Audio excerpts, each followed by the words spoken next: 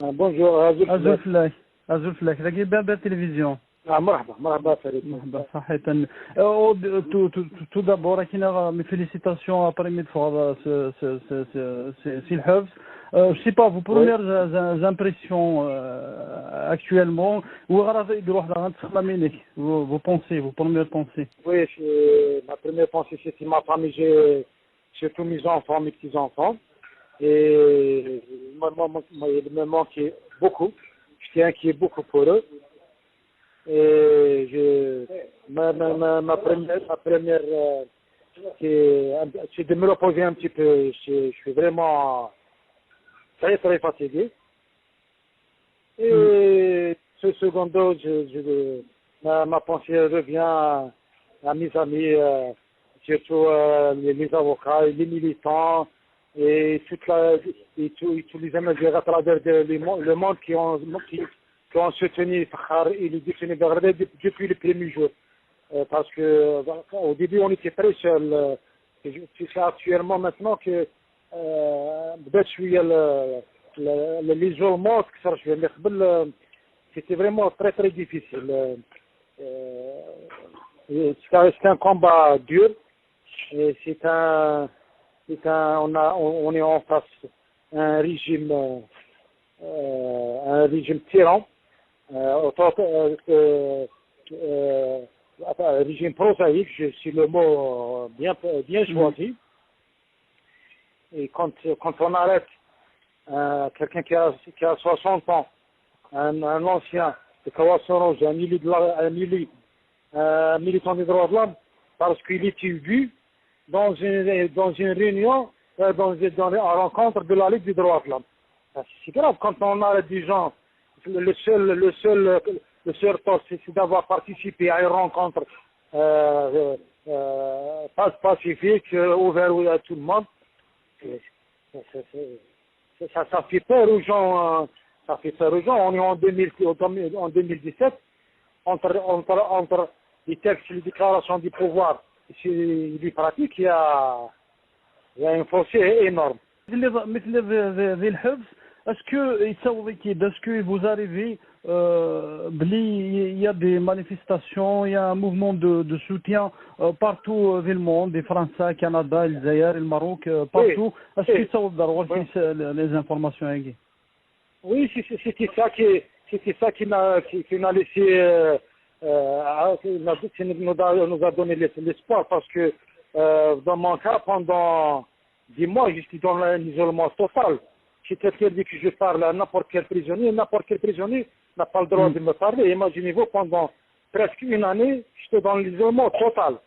C'est grâce à nos avocats, surtout Maître Debout, qui était notre contact, notre porte-parole, qui a pu faire sortir notre souffrance, notre dossier de l'extérieur, et il nous fait remonter le moral par ces manifestations de soutien à travers surtout nos amis au Canada, en France, au Maroc, un peu partout, en Algérie.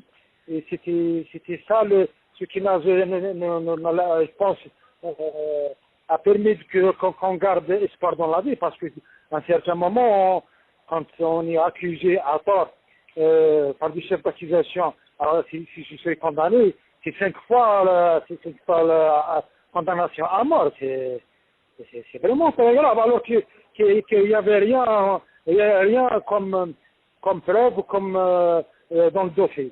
Maintenant c'est plus qu'avant, parce que quand l'injustice est amère, quand l'injustice est faite sur la base du racisme, c'est plus grave.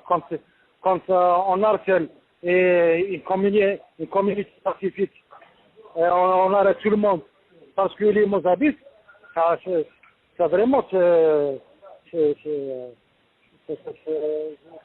ça crée une amertume qu'on peut pas supporter ou bien effacer à vie. C'est ce qu'elle jusqu'au dernier jour. On arrête des gens parce qu'uniquement ils sont Mozambiques. Même pas en Afrique du Sud, l'apartheid en Amérique du Sud, en Amérique, quand il y avait le racisme à l'époque de Martin Luther King. C'est très grave. Sourakchini, vous êtes libre. Quelle est la prochaine étape à تخدموا غادي نكاس الحوض Oui. بزاف؟ Mais moi, je lance un appel solennel, solennel pour tout le monde, soit algérien ou non algérien, pour créer une commission d'enquête sur ce qui s'est passé réellement à Gardaï, parce que ça a des dépassements lourds, c'est des crimes contre l'humanité, c'est des crimes internationaux punis par la loi internationale. Ce qui s'est passé à Gardaï, c'est lourd. Il y avait une commission lors des événements de la Kabylie, mais à Gardaï, il ne peut pas faire de commission parce que là, il y a des dossiers, il y a des enregistrements, ils sont pris la main dans le sac. C'est ça la cause principale de mon incarcération, parce que tout le temps je criais, voilà, c'est un moment de crimes de qu'est-ce qui se passe comme ça. Mais je lance un appel solennel pour créer une commission d'enquête où il qu'on fait des personnalités indépendantes pour enquêter sur ce qui s'est passé réellement à Gardaï, pour que ça ne passe pas les événements de Gardaï. D'accord. Et en deuxième lieu, c'est pour une tâche qui est très difficile pour moi, aussi pour arriver à la concrétisation de la démocratie et le respect des droits de l'homme et de la tolérance ici en Algérie. دكتور فخر كاين فيلم تمقرات من قبل سرب داك في لي كيسيون اللي خدمت فيها كاين ريبوزيفو بيان ستافوياس وفي غير ميساج ليك pour les militants ou bien que des بدنا quoi ça m'a tous ceux qui vous ont soutenu ces derniers mois. À vous les remercier tous, c'est grâce à leur soutien que je puis tenir les 2 ans هذا. كاين مثلا مرتم قران تحضر كيما ليك يا ابيانتو يفنا كريفه كيف راسي في مدينه الجزائر الجي لا كابيتال متر دبوز يمي ساكيس سرحان غير دفران كمال الدين فخار في الحبس من بعد مي قاعده بزاف مزورفان الجوج نطماط مديه لك في الحبس داغ مديه متر دبوز فو بروميير زامبريسيون احلفوا كام زوارو في لا ليبراسيون كمال الدين فخار. Alors là, mes premières impressions, d'abord, il y a un sentiment de satisfaction parce que mon client est enfin libre d'un côté, mais d'un autre côté, un sentiment de colère profonde chez moi parce que en Algérie, si vous êtes militant pour une cause noble comme celle des droits de l'homme ou des libertés ou de la démocratie, vous êtes facilement jugé, condamné, il risquait la peine de mort. Il faut rappeler que Frère Kameldine risquait d'être jugé et condamné à mort pour au moins 5 chefs d'accusation, et ce n'est que grâce à la solidarité nationale mais surtout internationale qu'aujourd'hui Frère Kameldine a pu faire face et a pu se défendre. C'est les institutions internationales qui étaient très à l'écoute